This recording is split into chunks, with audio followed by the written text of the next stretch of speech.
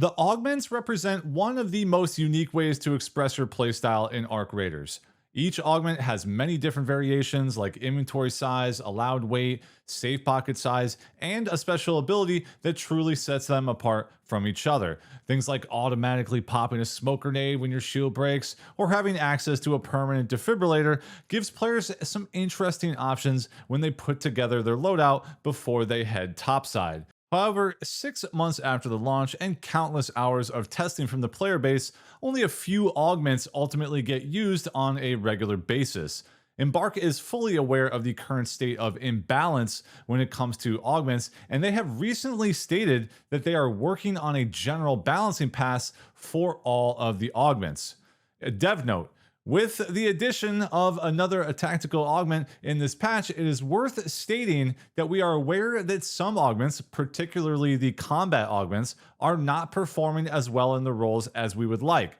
We are working on a general balancing pass for augments to buff some of those that are underperforming, most especially the combat Mk3 flanking augment, which has yet to find its place to shine. It is also a goal to develop the roster of augments to ensure that all categories are well represented. So, how is the current state of augments so imbalanced? Well, this is due to a few factors, and I think the easiest way to show you why is to break down each augment into 5 key components. You've got backpack size, you've got max weight, safe pocket size, shield compatibility, and the unique ability that is associated with the augment. So if you look at each of these 5 characteristics with each augment and give them a 1, 2, or 3-star rating, you end up identifying which augments are really good, which are very situational, and which are not worth using at all.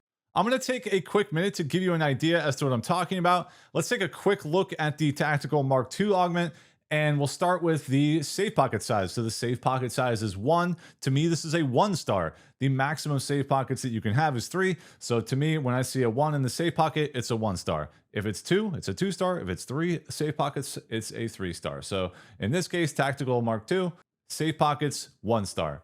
Now you have the backpack size, 17. That is on the medium size. I'm going to give this a 2-star for the backpack size. And now we're going to go to the shield compatibility. There's either light, medium, or heavy. Now, in this particular case with shield compatibility, I really only give a 1-star or a 3-star. And the reason why is because the medium shield is the meta shield in ARC Raiders currently. So at this point in time, if your augment allows for a medium shield, then it's a 3-star. It doesn't need to have the ability to use a heavy to be considered a 3-star in my opinion. So if I see medium or heavy, it's going to be a 3-star for shield compatibility, in which case this one is. And if I see light only, it's a 1-star. Next up, we've got the max loadout weight, and in this case, it is a 45 for the Tactical Mk2. And 45 is very, very low, one of the lowest ones that you'll find. So to me, this is a 1-star as far as weight goes.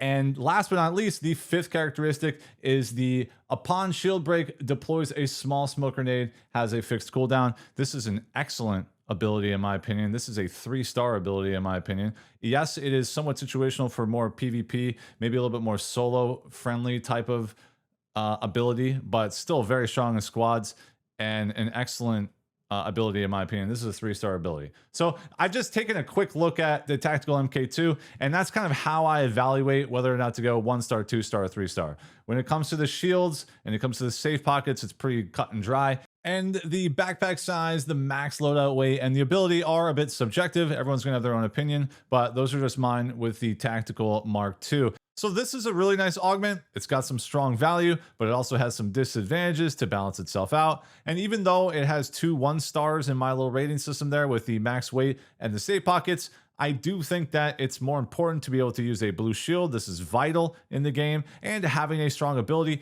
makes this a high quality augment. Now, there's even an upgraded epic version of this augment actually that just came out recently that has 2 safe pockets and a slightly larger backpack size and max weight, which is even better. But you do have to find the blueprint to start crafting that one.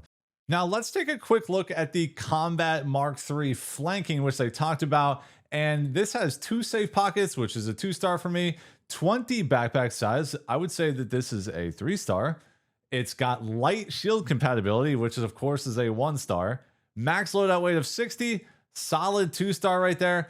And the ability is stowed or unequipped pistols and hand cannons are 33% faster to equip. This is very situational. This is a borderline 1-star. You could put it at a 2. Wherever you stand on that, that's fine. But I think the deal breaker with a augment like this is right in the heart of the shield compatibility only being allowed to be using light. There are very few circumstances, in my opinion, so far that would make me use any augment other than a medium shield augment. It would have to be very compelling. It'd have to be locked in with a 3-star safe pockets, 3-star bag, 3-star weight, and a much better ability than that to convince me to sacrifice a medium shield here. So I can see why this augment is not really used very much. It's very interesting to me that this specific augment was directly mentioned by the devs in that post. It basically tells me that their internal data shows that virtually no one is using it, right? So, which gets me curious as to all of the use percentages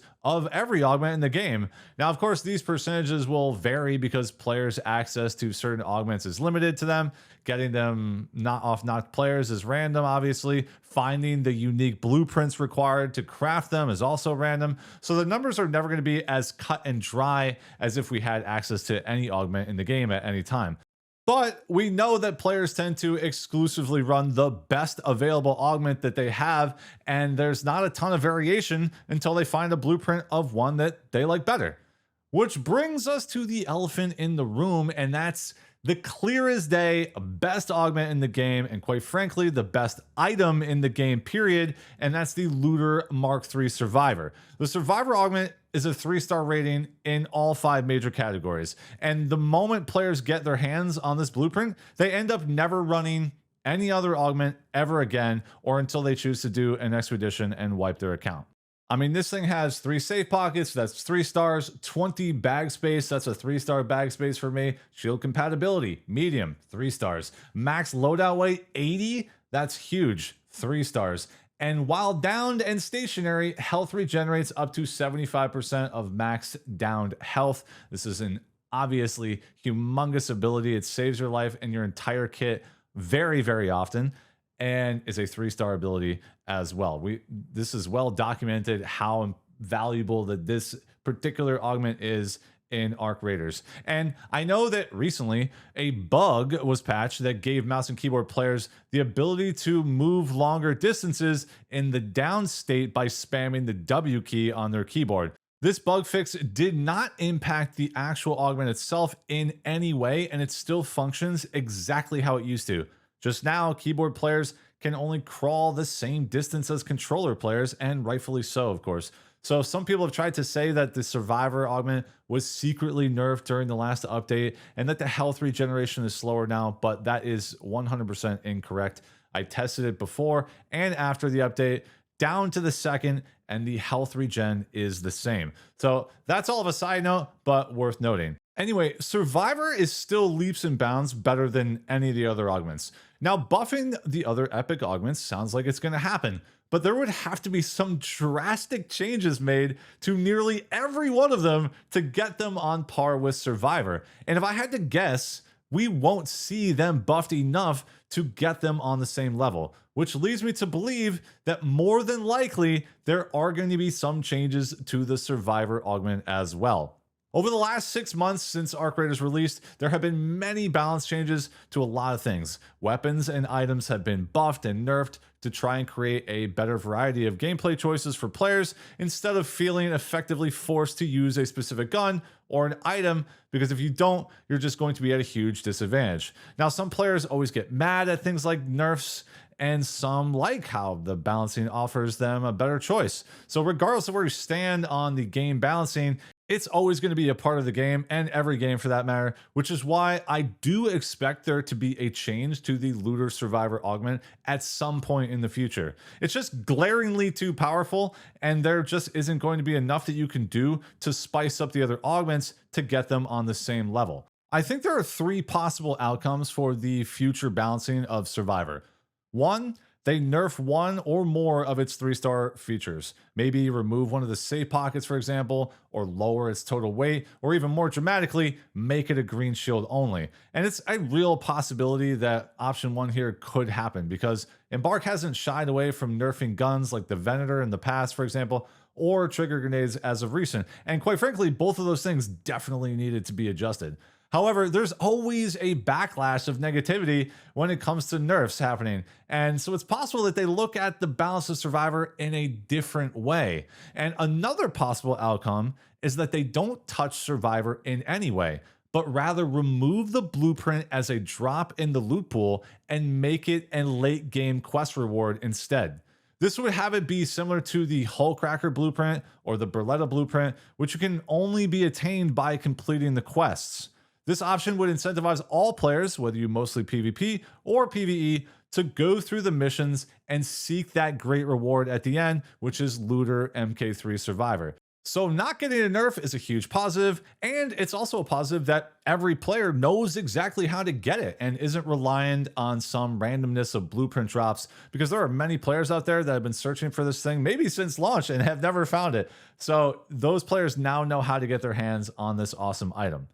The third potential outcome is that they don't touch Survivor in any way again, but rather make it a legendary item and thus the crafting requirements more difficult. So instead of it being 2 advanced electrical components and 3 processors to craft, which is pretty easy to farm, they could make it also include things like epic rarity, magnetic accelerators, and Exodus modules, for example.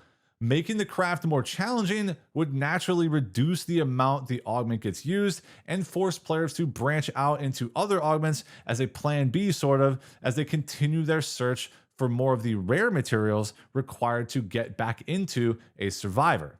I personally like the latter 2 options, of course, as they don't directly nerf the augment, but I could definitely see them actually nerfing the item as well. We'll have to wait and see what their balance patch looks like for the augments, but we know that it's coming and it will likely have a pretty big impact on the current gameplay loop. I know where a lot of people stand on this subject because it comes up often in the chat during our ARC Raiders live streams, but I'm curious to hear your thoughts on the potential changes down in the comments below as well. Thank you so much for watching, and if you want to catch more ARC Raiders videos or even be a part of that live stream conversation, drop a sub and join the community. I appreciate you, and more importantly, have fun out there, and I'll catch you in the next one.